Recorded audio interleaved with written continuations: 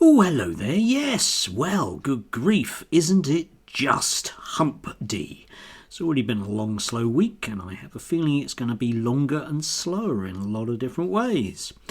Given the Trump White House, we can see very much a direction of travel, which is whereby a flurry of new quasi or quasi non-legal bills will be presented to us, some of which will actually stick, and others of which will simply go through basically on the nod because people haven't noticed them. But we'll come back to those particular ones.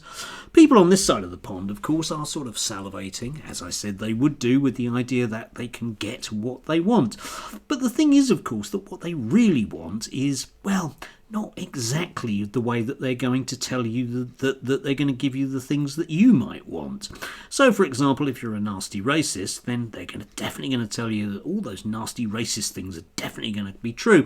And if you're a nasty transphobe, you might be a nasty racist as well, because let's face it, they do tend to go hand in hand. You're going to get that as well. So, in the inevitable far blue corner, I give you James S's. Yes, it's him again. Yes, writing under the pseudonym of Matt Goodwin or something or other. Anyway, I was right. America's children are safer under Donald Trump. How Trump is rolling back gender ideology. Yes, and you can read that link below, because I do that, don't I? I actually sort of tell you where you can read things so they might actually be true compared to, just stuff I've made up. A bit like, James S's. But it's a very intriguing notion that Trump will try and make trans people illegal. That's effectively what it is. It's about erasing a group of people, legally speaking. And you can do that. But pardon me if I don't think that somehow or other that the leading cause of death from children in the United States is trans people. Unless, of course, those trans people are, using a lot of firearms. I know various people were jumping up and down about supposedly mass shooters all being trans about a year ago, but that one didn't quite stick because, well, the facts didn't actually bear that one out. Now, where exactly are people that you make illegal going to go? Well, I don't know. But if you do make them illegal, I suppose you just have to incarcerate them, don't you? But I'm not entirely sure how that makes children safer. I would like an answer to that, but of course we will not get such answers because, of course, we are told on this side of the pond, apart from trans people who are obviously the most evil things in the world, especially as regards to children. Think of the children. Think of the children. Yes, it's not like those nice gay people because they're fine around children, I think. Well, Darren Grimes, for example, he's fine around children, isn't he? Yes. But he's very, very, very worried about children and being sexually assaulted. And the problem for Darren, along with the rest of them, of course, is that sometimes inconvenient facts get in the way. So we do get this. The Scottish grooming gang who unfortunately ended up being white and cis, and I don't know exactly what religion they are, but let's assume that they aren't exactly, well, followers of Islam and the 5 pillars. So we get this from Darren, did have to smile: a gang that would hold rape nights and dance and sex nights in a squalid, that's bad, isn't it, Glasgow, flat in Glasgow, fueled by drug abuse, even drugging and raping toddlers and children, have been given lifelong sentences. Good. But, it's good, but, I wonder what the but is. Why do some rape gangs walk free or serve a few years max? I don't know, Darren. I guess it's because the way that our society traditionally is quite happy with black people doing bad things, but it's very bad about white people doing things. Maybe we should lock more of them up. Yes, that would make children safer, wouldn't it? Inconvenient facts, but it's always but, isn't it? Yes, there was a lot of it going on. I did have, again, related in so many different ways, Rupert Lowe, who is a one-man powerhouse of very concerned about your welfare, came up with this. I loved it. Let's be honest about why Pakistani rape gangs were given the space to operate. Oh, okay then. Many in charge were terrified of being labelled as racist. Oh, okay then. And often Labour did not want to alienate a large part of its vote in certain constituencies. Oh, okay then. Uncomfortable maybe, but definitely true. Well, yes, indeed, but unfortunately, Rupert, let's actually, apply the same logic, because, of course, the entire voter base of Reform are a group of people that, inconvenient troops, are a bunch of very nasty racists who are more than happy with the notion of going forwards, taking away rights from lots of people or imposing very, very nasty restrictions on people like me, simply because they don't like me. And uncomfortable truth, must deal with those uncomfortable truths, Rupert is pandering to these people. So of course he wants rape gangs inquiries that ideally are going to go on for the next 10 years, because that's going to further his particular agenda. But his particular agenda, realistically, like Darren Grimes, like James Esses, like Matt Goodwin, like the entire Reform and indeed right-wing libertarian movement, isn't anything to do with children whatsoever at all, is it? It's about a political and economic agenda. They want to take away rights from people, because then they'll be freer to do more things with you. And that brings me inevitably to Jacob Rees-Mogg, who was for some reason chatting to Douglas Carswell. Now, Douglas Carswell is a good globalist because he's now working for a very dodgy Christian evangelical organisation in the States.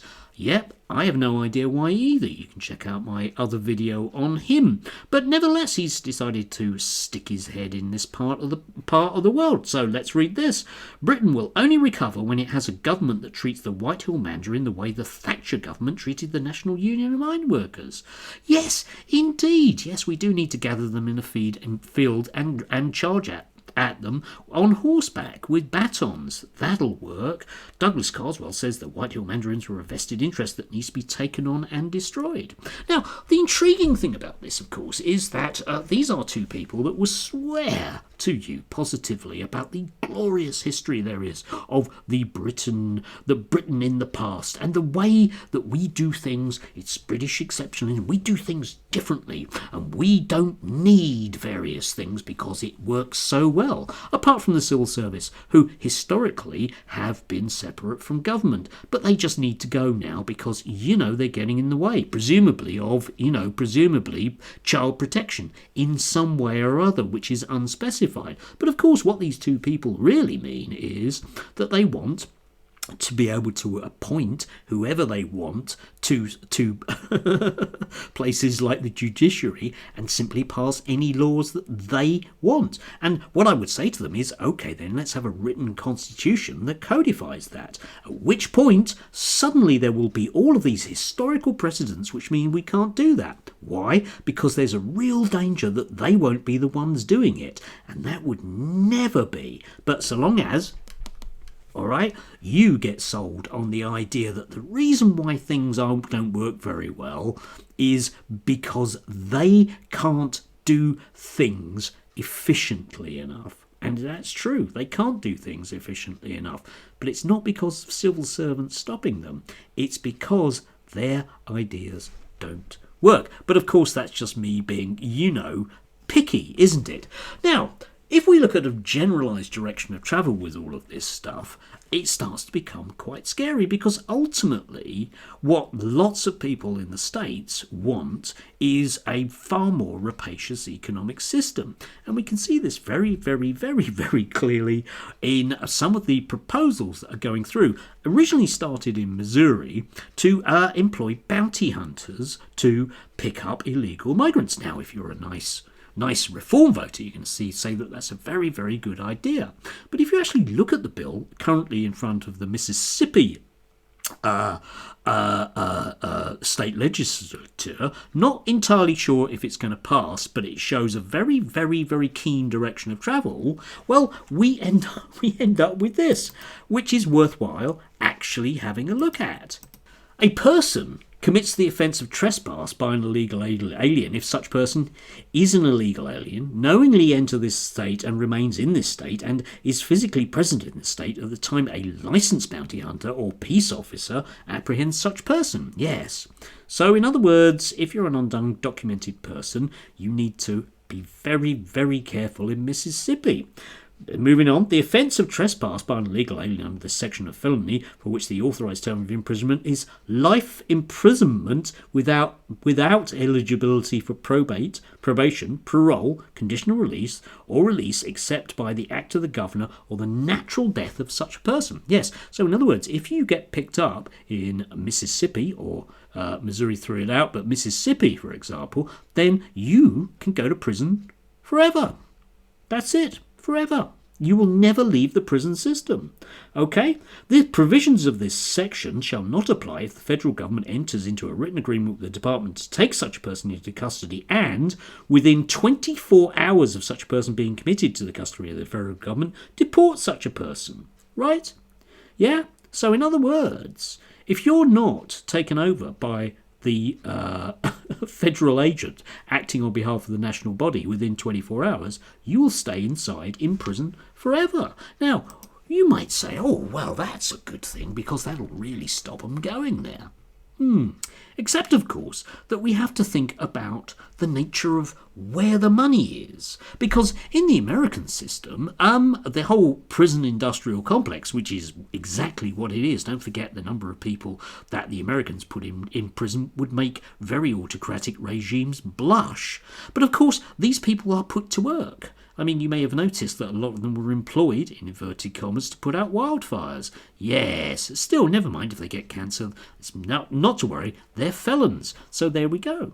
But of course, imagine, right, okay, if you can suddenly, instead of having to rely on cheap migrant labour, you can rely on, well, free prison labour, who are exactly the same people. No hope of parole. And that's how you'd pay for the bounty hunters. Think about that. Slavery comes back to Mississippi. Now, there's a patriotic view of the past for you. And this is what these people want. And they want it for you as well. Because then they will feel that their economic system is working properly.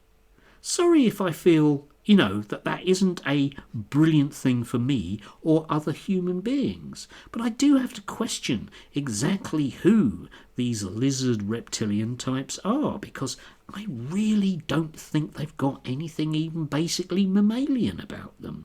Utterly hideous people that will use any means necessary. Yeah, very, very stirring up nasty hatred against groups of people who are effectively powerless, just because it will make them money. Yes, children won't be safer, you won't be any richer, and the price of eggs won't do anything at all. Still, think of the money they're making. Do have a glorious Wednesday. Well, see if we can manage to make it to Friday without, well, I don't know, somewhere being invaded, if nothing else. Yes. Meanwhile, all of the apologists on this side of the pond, it's worthwhile just watching them, because I imagine within about 6 months, a lot of them are going to be deleting a lot of their tweets.